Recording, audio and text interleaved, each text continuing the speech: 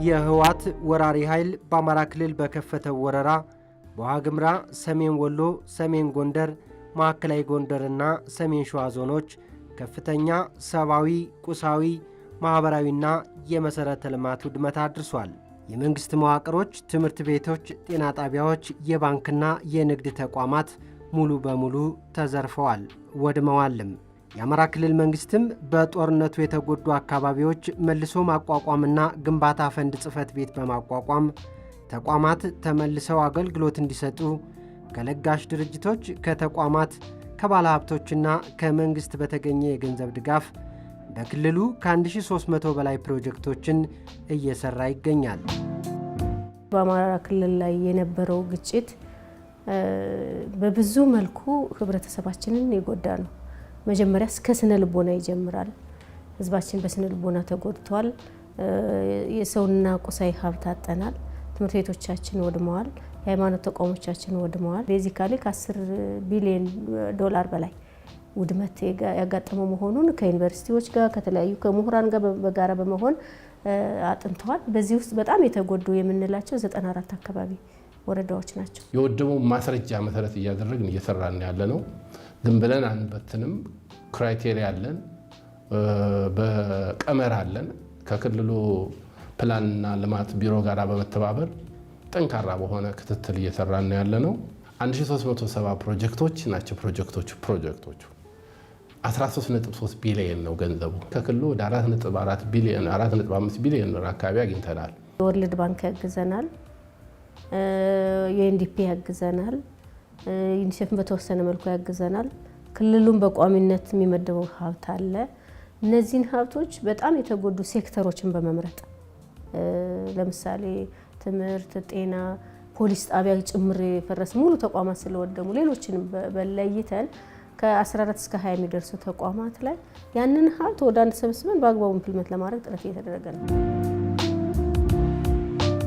የህወሓት ወራሪ ኃይል አማራ ክልልን በወረረበት ወቅት ከፍተኛ ውድመት ካደረሰባቸው ተቋማት መካከል የጤና ተቋማት በቀዳሚነት ይጠቀሳል። በተከሰተው ውድመትና ዘረፋ ህብረተሰቡን የጤና ቀውስ እንዲገጥመው አድርጓል። በአማራ ክልል በጦርነት የተጎዱ አካባቢዎች መልሶ ማቋቋምና ግንባታ ፈንድ ጽሕፈት ቤትም በርካታ የጤና ተቋማትን ከበፊቱ በተሻለ መልኩ እየገነባ ይገኛል። ጽሕፈት ቤቱ ለሆስፒታሎች፣ ለጤና ጣቢያዎችና ለጤና ኬላዎች የመድኃኒት፣ የቁሳቁስና የተሽከርካሪ አቅርቦት በማሟላት ተቋማት ወደ አገልግሎት እንዲመለሱም አድርጓል። ጤና ጣቢያ ነው ሁልጊዜም እየጠየቅን የምንኖረው። ጥያቄያችን ዓለም ባንክ ተቀብሎ አመራሩ ጋር የሰቆጣው አመራር ጋር ሆኖ አንድ ላይ ጥያቄያችን በመለሱ ደስ ብሎናል። ያው አንዳንድ ነገሮች ያልተሳኩ ነገሮች ቢኖሩም ውሃው፣ መብራቱ የሆነ ሁሉም ነገር ከተሰራ ብዙ ሰዓት ሆኗል። እንግዲህ ወደ 2 ወር ሊሆነው ነው። እሱን ቢሳካልን እያልን ነው እንጂ ሌላው ነገር ጥያቄያችን እየተመለሰልን ነው።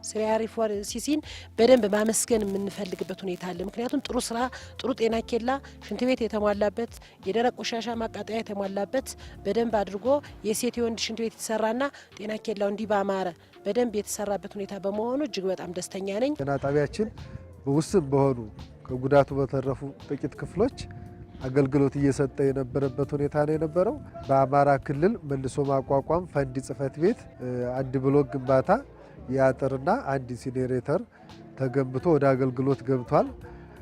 ይህ ለማህበረሰቡ አገልግሎቱን ለማሻሻል በተለይ በጦርነት እንደተጎዳ አካባቢ የተሻለ አገልግሎት ለመስጠት በጣም አግዞናል። በዓለም ባንክ የበጀት ድጋፍ 3R4CAC ፕሮጀክት አማካኝነት ለኛ ለዚህ አንጋፋ ለሆነ ጤና ጣቢያችን መልካም ነገሮችን ይዞልን መጥቷል። ከዛ መካከል ላይ እንግዲህ 4 ክላሶችን የያዘ አንድ ብሎክ ሰርቶልን ዛሬ ያው ኦልሞስት ብዙ ስራዎችን የምንሰራበት እንዲሆን ተደርጎልናል። 3 ሞተር ሳይክሎችን ሰርቶን በተሻለ መልኩ ስራዎችን እንድንሰራ አድርጎናል። በዚህም እጅግ አድርገን እናመሰግናለን። አምቡላንሶቻችን ተዘርፈው ተቃጥለው ነበር። እነኚህን አምቡላንሶች በመተካት እና አጠቃላይ የሕክምና ተቋማትን በማሟላት ማቴሪያሎችን፣ ግብአቶችን በማሟላት ትልቅ አስተዋጽኦ ያደረገልን ድርጅት ነው ማለት ነው 3R ፕሮጀክት። በጣም በርካታ ግንባታዎች ተገንብተዋል። በጤና ጣቢያ ደረጃ የሕክምና ቁሳቁሶችን ጥገና እንዲካሄድ አድርጎልናል። በሆስፒታል በሰቆጣ በተፈራ ኃይሉ ሆስፒታል ላይ የነባር ትላልቅ ማሽኖች እንዲጠገኑ ተደርጓል። በጦርነቱ የተወሰዱ የአምቡላንሶች ስለነበሩ የአምቡላንስና የተሽከርካሪ ድጋፍ አድርጎልናል።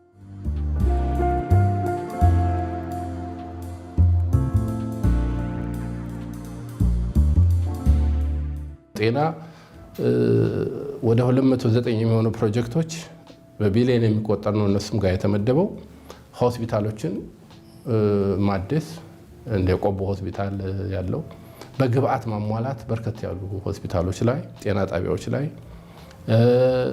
20 አምቡላንሶች አዲስ ለኢትዮጵያ 35 አምቡላንስ የመጣ 35ቱ 20 አማራ ክልል ነው የመጡት። ከዛ በፊት ደግሞ በማደስ ከፍተኛ ቁጥር ያላቸውን አምቡላንሶች እድሳት ተደርጎላቸዋል። 66 የሚሆኑ ሞተር ሳይክሎች እንዲሁም የተለያዩ የመድኃኒት ግብዓቶች እየተደረገላቸው ነው የሚገኘው። በጤናው ላይ ስንገነባ ደግሞ ካሁን በፊት የተጎዱትን እንዳሉ መጠገን ብቻ ሳይሆን አንድ መርህ አለ በዓለም አቀፉ ማህበረሰብ ቢቢቢ ቢልዲንግ ባክ ቤተር የሚል በእንግሊዝኛው ካለፈው በተሻለ ገንባው የሚል ነገር ነው። የተገነቡትን እንግዲህ በአይናችሁ እንዳያቸዋቸው በተሻለ ሁኔታ ግንባታዎቹ እያለቁ ነው ያሉት።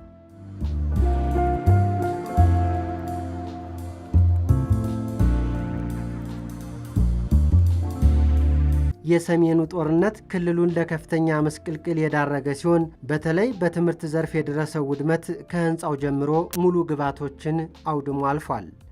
በአማራ ክልል በጦርነት የተጎዱ አካባቢዎች መልሶ ማቋቋምና ግንባታ ፈንድ ጽሕፈት ቤትም ትምህርት ቤቶችን ከበፊቱ በተሻለ መልኩ በመገንባትና የትምህርት ቁሳቁሶችን በማሟላት ተማሪዎች ወደ ትምህርት ገበታቸው እንዲመለሱ እየሰራ ይገኛል። ይኸው እንደምታዩት ይኸው ከዚህ ኬንዳ ስንማር ነበርና ወንበርም ለአምስት እየተቀመጥን ተጣበን በጣም ተቸግረንና ተጣበን እየተማር ነበርና አሁን ግን ይሄና የዋነታሽና ሁለቱ ክፍል ተሰርቶልን አሁን በሰላምና በደስታ እየተማርን ትምህርት ቤት ላይ እንገኛለን። ትምህርት ቤታችን በጦርነት ምክንያት ስለወደመብና አሁን የትምህርት ቤታችን ተሰርቶልናል። ትምህርት ቤታችን በወደመብን ወቅት ሰዓት በጣም ጭንቀት ነበረ፣ ተጨናንቀን ነበር የምንማረው። አሁን ግን ትምህርት ቤታችን ስለተሰራልና ተዘንተን እንማራለን። እዚህ ትምህርት ቤት ውስጥ በርካታ የሆኑ ነገሮችን አድርጓል። ከነዚህ ውስጥ ደግሞ ይሄ የሚታየው ብሎክ 4 ክፍል ያለው የተሰራ መሆኑን እየጠቆምን በቀጣይ ደግሞ ለዚሁ ትምህርት ቤት የተደረጉ ድጋፎች አንደኛ ፕሪንተሮች ጥገና፣ ሁለተኛ ኮምፒውተር ጥገናና ፎቶኮፒ ጥገና ተደርጓል። በተጨማሪ ደግሞ 75 የተማሪዎች መቀመጫ ወንበሮች ተገንብቶ ተሰርቶ ለትምህርት ቤቱ አቋርጦ የነበሩ ተማሪዎችን ወደ ትምህርት ቤቱና ለትምህርት ቤቱም ከፍተኛ የሆነ ለህብረተሰቡ መነቃቃት ያደረገልን ድርጅት ስለሆነ በእኔና በወላጆች ስም ከፍተኛ ምስጋናችንን እናቀርባለን። በሰሜኑ ጦርነት የወደሙ አካባቢዎችን ይህንን ስለሰራልን በጣም ነው የምናመሰግነው ፕሮጀክቱን። አሁንም ደግሞ ወደፊት ካለ ደግሞ ይሄንን ደግሞ ወደሙ አካባቢዎችን ደግሞ እንዲሰራልን እንጠይቃለን በትብብር። ትምህርት ቤታችን በሰሜኑ ጦርነት ምክንያት እጅግ በጣም ከፍተኛ ጉዳት የደረሰበት ቢሆንም አሁን ባለው ነባራዊ ሁኔታ 3R ፕሮጀክት በገነባልን አንድ ብሎክ የመማሪያ ክፍል ግንባታ ተገንብቶልን ተማሪዎቻችንን ወደዚህ ክፍል የማስገባት ስራ በመስራት ላይ እንገናኛለን። በዚህ ግንባታ የትምህርት ቤቱን ችግር ድጋፍ እንዲፈታ አድርጎልናል። በዓለም ባንክ በጀት ድጋፍ የተሰሩ ናቸው። ወደ 21 ሚሊዮን 483 ሺህ ብር አካባቢ የሚደርስ በጀት ፈጅቶ ነው የተሰራው። ይሄ መማሪያ ክፍሉ 4ቱ ክፍል ብቻ አይደለም። እዚህ ወዲያ የምታዩት የሳይንስ ሩም አለ፣ ፕሪ ፕራይመሪ ክላስም አለ። እንዲሁም 4ኛ ብሎክ መጸዳጃ ቤት ለህፃናት ለፕሪ ፕራይመሪው መጸዳጃ ክላስም አሉ 4። ሁሉም እንትኖች ራምፕ ተሰርቶላቸዋል። ይሄ ደግሞ ማለት አካታች እንዲሆን ነው። አካታች ልዩ ፍላጎቶችን የያዘ እነሱን ሊንቀሳቀሱበት ሊወጡበት የሚችል ዊልቸር መንቀሳቀሻ እንዲሆን ተደርጎ የተሰራ ነው። አጠቃላይ እንደ ትምህርት ቤት በርካታ ወንበሮች ደርሰውናል። እንደ ወረዳ ከ4000 ወንበሮች በላይ። እዚያ በተጨማሪ ደግሞ ለኛ ትምህርት ቤት ከ35 ኮምፒውተሮች በላይ ደርሶናል፣ ሰጥተውናል። ይህም ያደረገልን የዓለም ባንክ ነው።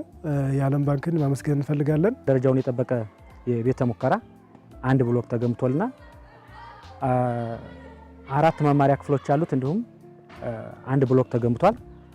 ሌላ ደግሞ ደረጃውን የጠበቀ የቅርንጫፍ ማዕከል ተገንብቶልን የነበረውን በወቅቱ ተከስቶ የነበረውን የመማር ማስተማር መስተጓጎል የቀረፍንበት ሁኔታ ነው ያለው። በትምህርት ቤታችን በርካታ ወንበሮች፣ ኮምፒውተሮች እና አጥሮች ወድመውብን ነበር።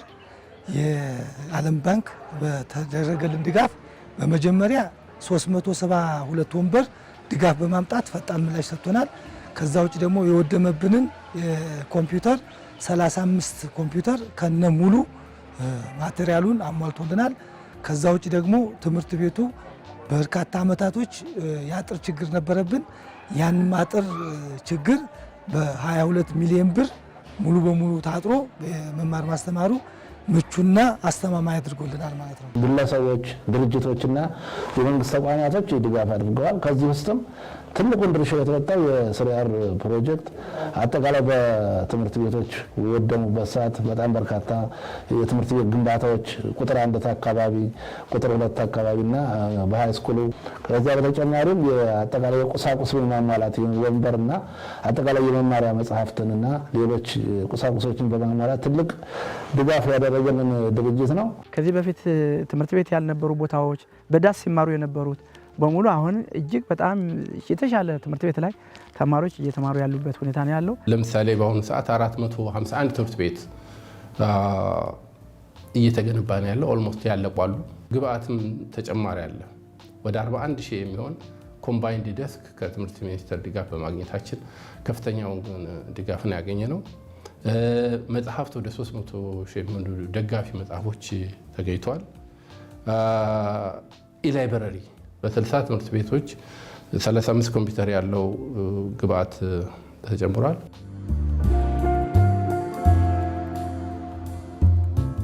የመልሶ ማቋቋምና ግንባታ ፈንድ ጽሕፈት ቤት የወደሙ የንጹህ መጠጥ ውሃ ተቋማትን የመጠገንና አዲስ የውሃ ተቋማትን የመገንባት ሥራ በመስራት የማህበረሰቡን ችግር ለመፍታት እየሰራ ነው። በዚህ በፊት ያው ገርፋ ብሎ ስንቀዳ የቆየ ነው። ያው ከፍቶቹ ጋር ምንም በቃ የአህዮቹ ፍየሎቹም ጋር ስለሆነ የቀዳን የቆየ ነው።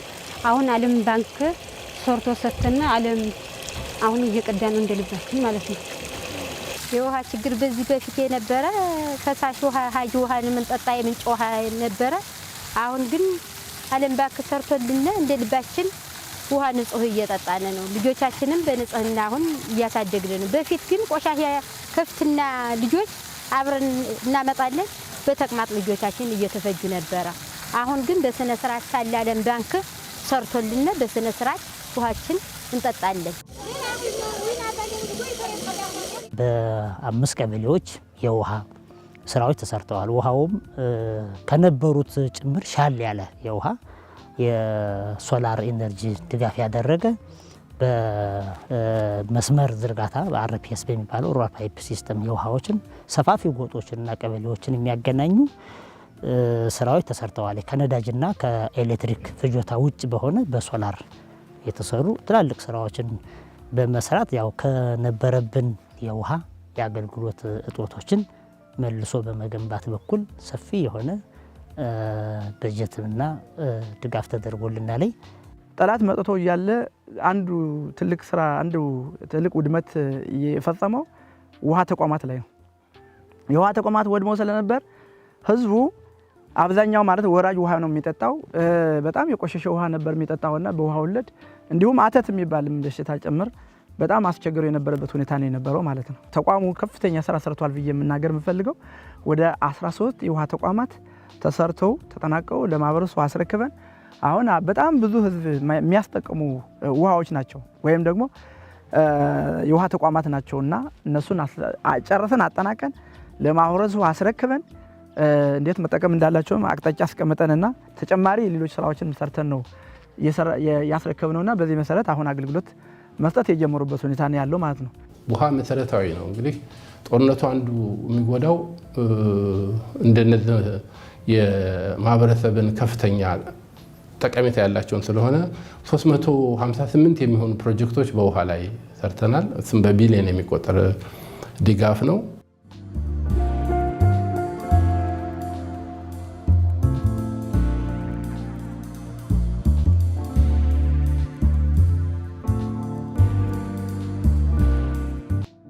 ጽሕፈት ቤቱ በጦርነቱ ወቅት የወደሙ የግብርና፣ የፋይናንስ፣ የጸጥታ፣ የአስተዳደርና ሌሎች አገልግሎት መስጫ ተቋማትን እየገነባ ነው።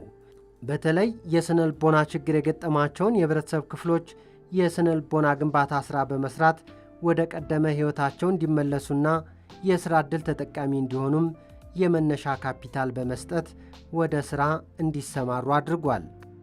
ወደ 1 ዓመት የሚሆን ጊዜ ክራይ የከፈልና የግለሰብ ቤት ተከራይተን በየወሩ 16 ሺህ ብር ወጪ ያደርግን ነበር።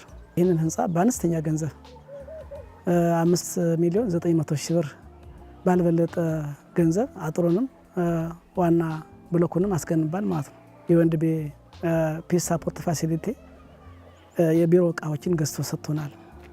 ኮምፒውተሮችን፣ የተለያዩ የቢሮ መገልገያዎችን ገዝቶ ስለሰጠን አሁን የተሟላ አገልግሎት እየሰጠን ያለ ነው። የዩኤንዲፒ ሳፖርት ጋር ግንኙነት መልካም ግንኙነት በመፍጠር የተሻለ ቢሮ ግንባታ አድርጎልናል። አንዱ ትልቁ ችግር የነበረ በወረዳችን ይሄ የተከዜ ድልድይ ማለት ነው ፈርሶ በ2012 ዓመተ ምህረት አካባቢ ነበር የፈረሰው። ስለዚህ ፈርሶ ስለነበረ ማህበረሰቡ በተለይ የሳላ ሰየምት ህዝብና የዝቋላ ህዝብ መገናኘት አይችልም። በቃ በጎርፍ ነበር ሲሄድ የነበረውና ብዙ እናቶች ለወሊድ ወደ ዝቋላ ወደ ሰቆጣ የሕክምና አገልግሎት ለማግኘት በሚመጡበት ጊዜ ማምጣት አይችሉም። ወይ በጀልባ ነው የሚያሻግሩት ወይ ደግሞ በዋና ነው የሚያሻግሩት። በጣም ከፍተኛ መስዋዕትነት እየተከፈለ በጣም አስቸጋሪ ሁኔታ ነው የነበረው እውነት ለመናገር ማለት ነው። ይሄንን ግምት ውስጥ በማስገባት ተቋሙ ከዚህ በኋላ ይሄ ድልድይ እንዲሰራ ማለት ነው ያው ብረቱን የፌደራል መንግስት ነው ያቀረበልን። ነገር ግን ሌላውን ግንባታ ደግሞ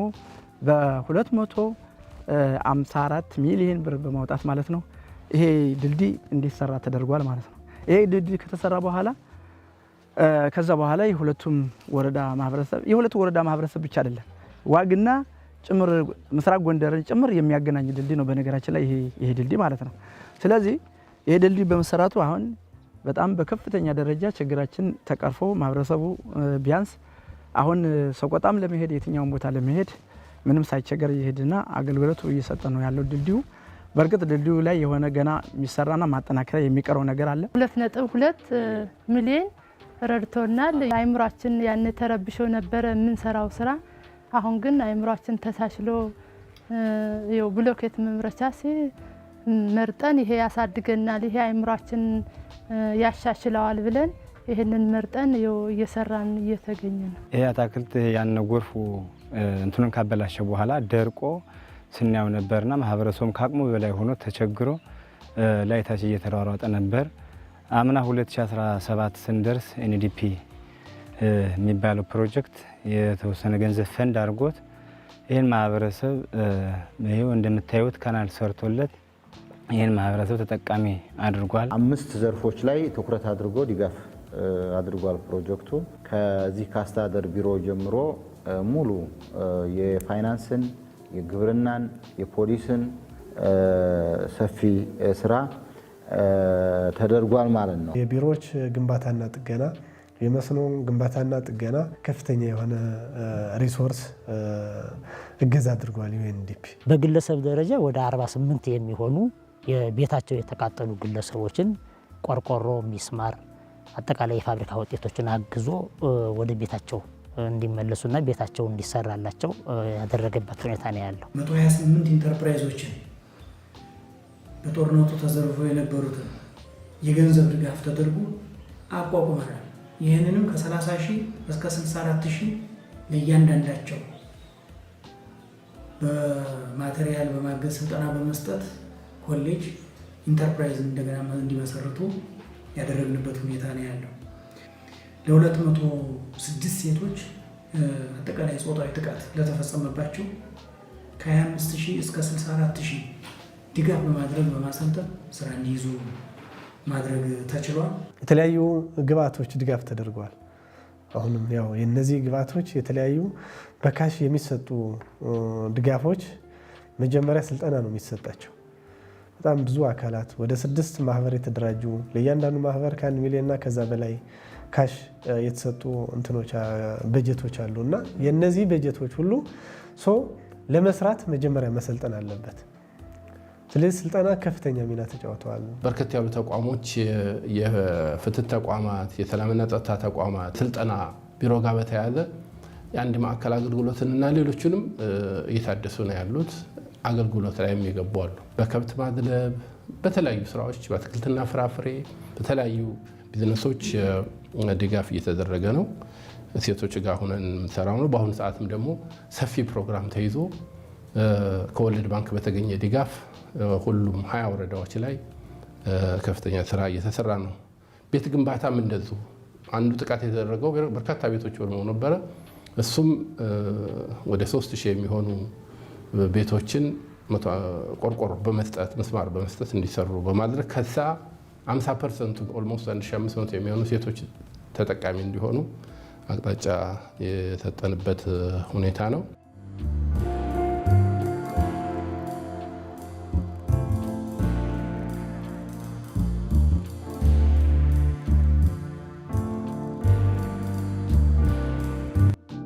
በአማራ ክልል በጦርነት የተጎዱ አካባቢዎች መልሶ ማቋቋምና ግንባታ ፈንድ ጽሕፈት ቤት እየሰራ ያለው ስራ የማህበረሰቡን ችግር ከመቅረፍ አንጻር ሰፊ ቢሆንም ችግሩ ካለው ስፋት አንጻር ተደራሽ ማድረግ አልተቻለም። ተቋሙ አሁን የጀመረውን ስራ አጠናክሮ እንዲቀጥልም የአካባቢው ነዋሪዎች ጠይቀዋል። ለጋሽ ድርጅቶችና ተቋማት አጋርነታቸውን አጠናክረው እንዲቀጥሉም ጥሪ ቀርቧል። እኛ ወረዳ 15 ቀበሌዎች አለው። ከ15ቱ ቀበሌዎች 13 ቀበሌዎች ብቻ ናቸው የታቀፉት ማለት ነው። 2 ቀበሌዎች ይቀራሉ። ስለዚህ እነዚህ 13 ቀበሌዎች ላይ በጣም በርካታ ልማቶች እየተሰሩ ነው ያሉት።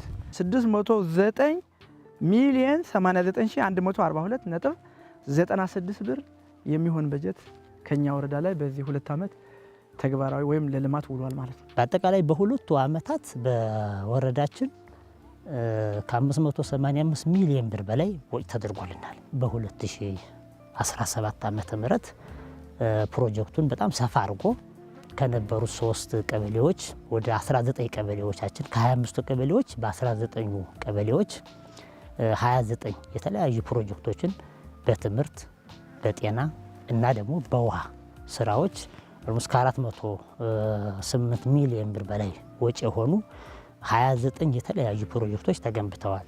107 ሚሊዮን 140,826 ብር ከ02 ሳንቲም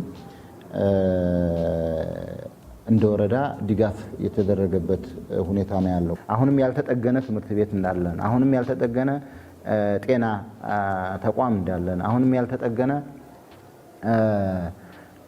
ውሃ እና መስኖ ተቋም እንዳለን ታሳቢ ማድረግ ያስፈልጋል። የዩኒዲፒ ፒስ ሰፖርት ለእኛ ወረዳ በሁለቱም ተከታታይ ዓመት ከ78 ሚሊዮን 943,861 ብር የሚሆን ድጋፍ አግኝተናል።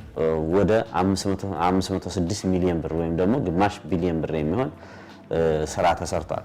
ከዚህ ጋር ተያይዞ በወረዳችን ላይ 66 የሚሆኑ ንዑስ ፕሮጀክቶችን ቀርጸን የተከናወኑበት ሁኔታ አለ። በዚህ ዓመት በአጠቃላይ ከደረሰብን ጉዳት አንጻር ከ4.09 ቢሊዮን ብር ከሚገመተው ኦልሞስት እስካሁን ወደ 0.7 0.8 አካባቢ የሚሆነውን ብቻ የመልሶ የመስራት መልሶ የማካካስ ስራ የሰራን ቢሆንም አሁንም ወረዳችንም መልሶ ወደ ነበረበት ለመመለስ ለማቋቋም ወደ 3.4 ቢሊዮን ብር እንደሚጠይቅ ሁሉም ሰው ያውቃል። ወይም ደግሞ እንደ ወረዳ ዶክመንት አድርገን የያዝነው ጉዳይ ስለሆነ የትኛውም አካል የእኛን ወረዳ በመደገፍ የጤና ተቋማችንን፣ የውሃ ተቋማችንን፣ የትምህርት ተቋማችንን ብቻ ሳይሆን ማህበረሰባችንን የተቃጠለበትን ቤት መልሶ በመገንባት እና የንግዱ ማህበረሰብ በማገዝ ሌሎችም ብዙ ጉዳቶችን መልሰው እንዲያገግሙ ለማድረግ ሰፊ የሆነ ድጋፍ የምንፈልግ መሆኑን አሳውቃለሁ።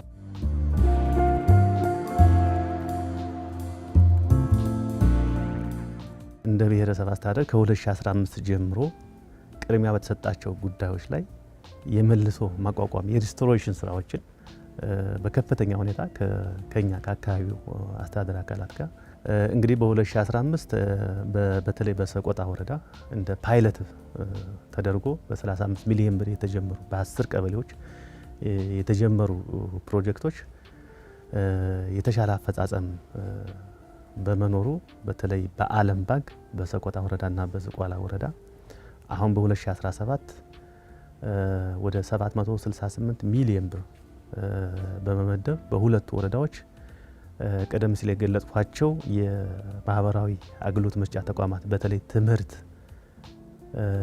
ተቋማት የመጠገንና የመገንባት አዲስ የመገንባት በቀላል ጥገና ደግሞ የሚሆኑት ደግሞ የመጠገን እንዲሁም ደግሞ የጤና ተቋማትን ጨምሮ የወጣት ስነ ምግባር ግንባታ ተቋማትን የአንድ ማዕከል ግንባታ አጠቃላይ በሁለቱም ወረዳዎች 100% በሚባል ደረጃ በአጭር ጊዜ የሚጠናቀቁ በሰባት ወር የሚጠናቀቁ ፕሮጀክቶችን ወደ 768 ሚሊዮን ብር መድቦ እየፈጸመ ነው የሚገኘው በ2017 ማለት ነው። ኮምባይን ዴስክን ጀምሮ አጠቃላይ ግብአቶችን የፕሮጀክቱ አካል በማድረግ እየተገበረ ነው የሚገኘው ማለት ነው። እንዲሁም የጤና ተቋማት ላይ ግብአቶችን በማሟላት ለዚሁ አገልግሎት የሚሆኑ ለእናቶችና ህፃናት በተለይ የቅድመ ወሊድ ላይ የአምቡላንስ አገልግሎት በግዢ ያቀረበበት ሁኔታ አለ። በግዢ ከማቅረቡ ባሻገር ደግሞ ቀላል ጥገና የሚያስፈልጋቸውን ለዚሁ አገልግሎት የሚሆኑ የሞተር ሳይክል፣ የኮምፒውተር፣ ሌሎች ግብአቶችን እያደረገ አሁን በዚህ ከረንትሊ የፈንድ ጽህፈት ቤቱ የሚተገብራቸው ፕሮጀክቶች ሁሉም በተያዘላቸው ጊዜና ጥራት እየተከወኑ የሚገኙ እንዲሁም የደረሰውን ውድመት ሊያካክስ በሚችል መልኩ እየተገበሩ ነው የሚገኙት ማለት ነው። ማህበረሰቡ በሚፈልገው ደረጃ በሚያስፈልገው ደረጃ እንኳን ደርሷል ባይባልም በመሰረታዊነት ሁሉም ተቋማት በብሔረሰብ አስተዳደራችን የሚገኙ ሁሉም የትምህርት ተቋማት አገልግሎት እየሰጡ ነው የሚገኙት ከሞላ ጎደል ባላቸው ኢንፍራስትራክቸር። የጤና ተቋማት ሁሉም ከጤና ኬላ ጀምሮ እስከ ሆስፒታል ቅድም የገለጽ 3 ሆስፒታሎች በከፍተኛ ሁኔታ በራሳቸው አቅም አሁን አገልግሎት መስጠት የሚችሉበት ደረጃ ላይ ደርሰዋል ማለት ነው በተሰራው የሪስቶሬሽን ስራ ማለት ነው። በትምህርት በጤና ተቋማት ላይ ከፍተኛ የሆነ ድጋፍ አድርጓል። በውሃ ተቋማትም እንደዚሁ የተበላሹትን የመጠገን በአዲስ የመስራት ስራ ተሰርቷል። በተለይ የትምህርት ሴክተሩን በአዲስ ተቋማት ግንባታ ወደ 35 ብሎክ የሚሆን የኤፍራታ ግድም ወረዳ 23 ቀበሌዎች ላይ ፕሮጀክቱ አቅፎ ሰርቷል። በጤና ዘርፍም እንደዚሁ ወደ 23 ብሎክ የሚሆኑ የጤና ጣቢያ ግንባታ አከናውኗል። 60 የሚሆኑ የተለያዩ የውሃ መሰረተ ልማቶችንም አካሂዷል ማለት ነው። ይሄ ስራ የማህበረሰቡን ዘላቂ ህይወት የሚያሻሽል በጤና በትምህርት የነበረብንን ችግር ክፍተታችን የሞላ ከዚህ በተጨማሪ የአምቡላንሶችን ገዝቶ የመስጠት ሞተር ሳይክሎችን የኮምፒውተር ላቦራቶሪ የማደራጀት ስራ በከፍተኛ ሁኔታ ድጋፍ እያደረገ ነው ያለው ማለት ነው።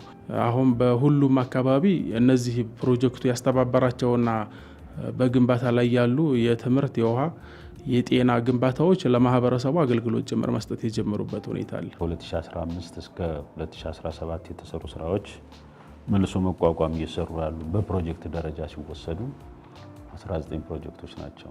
በገንዘብ ደረጃም 211 ሚሊዮን 178765 ብር ከ83 ብር የሚደርስ በጀት በእነዚህ 3 ዓመት ውስጥ የተከናወኑ ተግባሮች ናቸው። ከጤናው ዘርፍ አኳያ በርካታ ድጋፍ ተደርጎልን ህብረተሰቡን ለማስተንፈስ ጥረት ያደረግንበት ሁኔታ ነው ያለው። ከውድመትና ከስታንዳርድ አኳያ ከታየ ግን አሁንም የሚቀሩ በርካታ ስራዎች እንዳሉ እንዲታወቅ ይገባል። ሁለተኛው ከትምህርት ተቋማት ጋር በተያያዘ ከአንደኛ ደረጃ እስከ ሁለተኛ ደረጃ ያሉ ትምህርት ቤቶችን የወደሙትን በመለየት የተለያዩ የትምህርት ቤት ግንባታና ቁሳቁሶችን በመለየት እንዲሟላ የተደረገበት ሁኔታ ነው ያለው። ያ ብቻ አይደለም። በአምቡላንስም አንድ አምቡላንስ 3 ሞተር ሳይክልም ጭምር ድጋፍ የተደረገበት ሁኔታ ነው ያለው። ተጨማሪ ትምህርት ቤቶችንም የተጎዱ የተበሳቆሉትንም እነሱን የማስፋፋት ስራ ተሰርቷል። አሁንም ከግጭት አዙሪት አልወጣንም እና የተለያየ ውድመቶች አሉ። እነሱን ለማጠናከር አሁንም ያስፈልገናል ይህ ተቋም።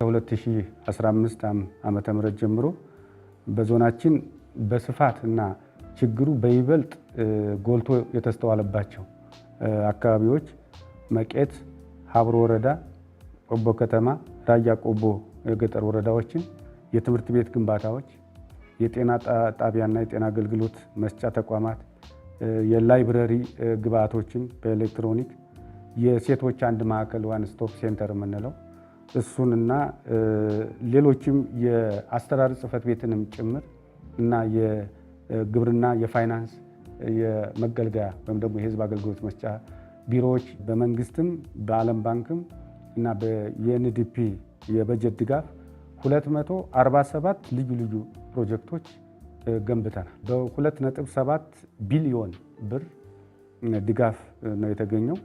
በዚህ በ2.7 ቢሊዮን ብር 247 የተለያዩ ፕሮጀክቶችን በአግባቡና በጥራት በፍጥነት ህዝቡን ባሳተፈ መንገድ ሰርቶ ለህብረተሰብ አገልግሎት ክፍት ማድረግ የተቻለበት ሁኔታ ተፈጥሯል እና ከምንም በላይ ይሄ የመልሶ ማቋቋም ፕሮጀክት በዞናችን በእነዚህ ወረዳዎች ላይ በተለይ ብዙ ስራዎችን ሰርቶ የህዝባችንን ጉዳትና እንባ ያበሰበት ሁኔታ እና ለህዝባችንም አለኝታነቱን ያረጋገጠበት ሁኔታ ተፈጥሯልና እጅግ በጣም ደስተኞች ነን። ከ2015 ጀምሮ በተለይ በዓለም ባንክ ፕሮጀክቶች እና ሌሎችም ተጨማሪ ፕሮጀክቶች እነዚህ ጉዳት የደረሰባቸው አካባቢዎች ላይ ተደራሽ በመሆን እነዚህን ችግሮች ሊፈቱ የሚችሉ በርካታ የሆኑ ጅምር እንቅስቃሴዎች አሉ።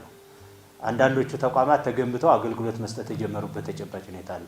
በቁጥር እንኳን ለመግለጽ ያክል ያልተጠናቀቁ እንዳሉ ቢሆንም በሁሉም ተቋማት ተቆጥሮ እየተሰሩ ባሉ ስራዎች እስካሁን በዞናችን ወደ 166 የሚጠጉ ፕሮጀክቶች አሉ።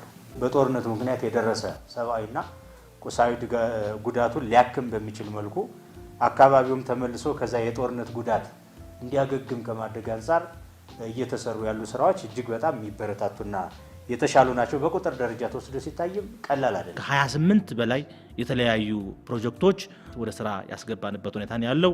እነዚህ ውስጥ 8 ያህል ትምህርት ቤቶች፣ ወደ 3 ያህል የውሃ ተቋማትና ሌሎቹንም ፕሮጀክቶች ለመጨረስ ርብርብ እያደረግን ያለንበት ሁኔታ ነው ያለው። እነዚህን ፕሮጀክቶች ለመስራት በአጠቃላይ በመልሶ ማቋቋም ፈንድ ጽሕፈት ቤቱ ከ247 ሚሊዮን ብር በላይ ተመድቦልን እነዚህን አገልግሎቶች ወደ ነበሩበት ለመመለስ ርብርብ እያደረግን የምንገኝበት ወቅት ላይ እንገኛለን። በእነዚህ ሂደቶች ውስጥ የክልሉ መንግስትም የፌዴራል መንግስትም በተጨማሪም ደግሞ የመልሶ ማቋቋም ፈንድ ጽሕፈት ቤቱም ዞኑም ወረዳዎቹም በከፍተኛ ደረጃ ርብርብ እያደረጉ ይገኛሉ። በአጠቃላይ ተወስዶ ሲታይ ከተባበር ከተቀናጀን ብዙ ተአምር መስራት እንደምንችል አሁን በመልሶ ማቋቋም ፈንድ ጽሕፈት ቤት አስተባባሪነት አማካኝነት እየሰራናቸው ያሉ ፕሮጀክቶች በዋነኛነት እንደ ትልቅ ማሳያ ናቸው። ፈንድ ጽሕፈት ቤቱ በሚሰራው ስራ ብቻ ያን ሁሉ ውድመት በአንድ ጊዜ 100% እንቀርፈዋለን ማለት አይቻልም። ሂደቱ ግን ተጀምሯል። ውጤት ደግሞ እያየ ነው በፕሮጀክቱና ይህን አቅፎ ደግፎ ባለቤቱ ነው ማሻገር ከተቻለ በእርግጠኝነት የደረሰውን ውድመት አካክሶ ወደ መደበኛ የልማት ስራ የእድገት ጎዳና እንደምንሄድ በበኩሌ አልጠራጠርም።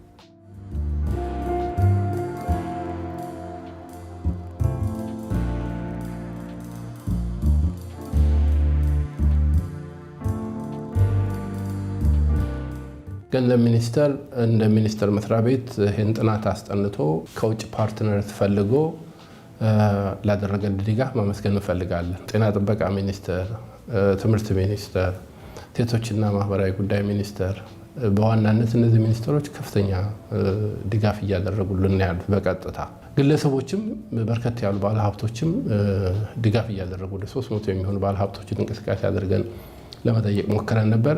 ጥሩ ይደግፉናሉ፣ በሂደት ይደግፉናል ብለን የጠበቅናቸው አሉ። አሁንም ሪሶርስ ሞቢላይዝ ስለምናደርግ ይደግፋሉ ብለን የምናስባቸው አሉ። በወርልድ ባንክ ላይ በተለይ 3R የሚባል ፕሮጀክት ትልቁ ድጋፍ ያደረገልን ድርጅት ነው።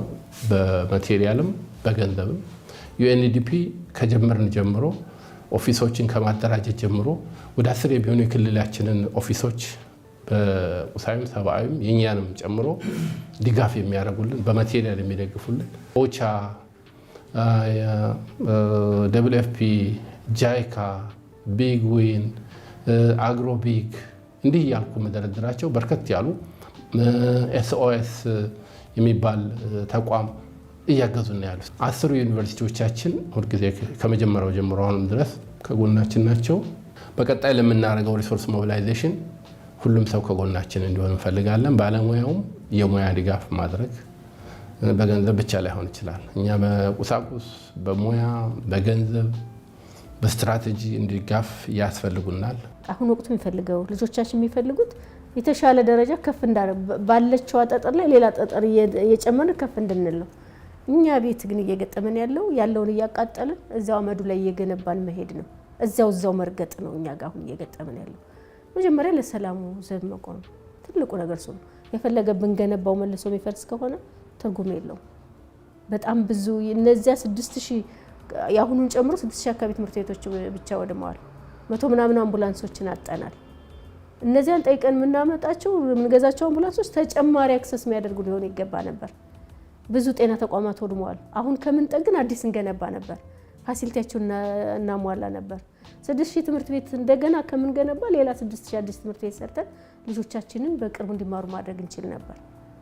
ስለዚህ ሰላም ከሌለ ምናለማው ትላንትም የገነባ ነው ወድሟል፣ ዛሬም የገነባ ነው ነገር እንዳይወድም የመጀመሪያው ስራችን ሰላምና ሰላም ላይ ዘብ እንዲቆም እንፈልጋለን። ህዝባችን በዚያ በሚችለው በሀሳብ፣ በጉልበት፣ በገንዘብ አገር ውስጥ የሚኖሩ ይሁኑ ከውጭም የሚኖሩ ይሁኑ ተወላጆችም ይሁኑ በጎ አድራጊ ድርጅቶችም ይሁኑ ታሳቢ የሚያደርጉት አሁን ያጠፋውን አካል ሳይሆን ነገ የሚተኩትን ትውልዶች ስለሆነ የነገን ትውልድ አስበው ተባብረን ክልላችንንም ሀገራችንንም ከፍ እንድናደርግ ሰውኛ ኤሌመንቶቻችን ከፍ እንዲሉ ነባር ባህሎቻችን ወደፊት እንዲመጡ እና የመተባበርና የመከባበር ሴቶቻችን ከፍ እንዲሉ እኛም ማስተባበር አለብን። ህዝባችንን ለዚህ ቅርብ እንዲሆን አደራ ማለት ፈልጋለሁ።